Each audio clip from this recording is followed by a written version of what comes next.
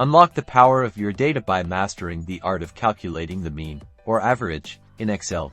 Let's dive right in. Imagine you have a list of numbers in your Excel spreadsheet, perhaps sales figures, test scores, or survey responses. To find the average, we'll use a simple yet incredibly powerful Excel formula. First, click into an empty cell where you want your average to appear. This is usually below the column of data you're analyzing.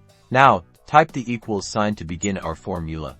Then, type average. Excel will automatically suggest the average function as you type. Click on the suggestion to select it, and Excel will automatically add the opening parenthesis y euro, a crucial part of any function. Next, we need to tell Excel which numbers to average. Click and drag your mouse to highlight all the cells containing the numbers you want to include in your calculation.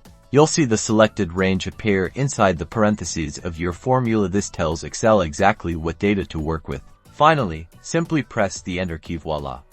Excel instantly calculates and displays the average, or mean, of your selected numbers. This simple formula is a foundational tool for data analysis, helping you quickly understand the central tendency of your information, whether for academic projects or professional decisions.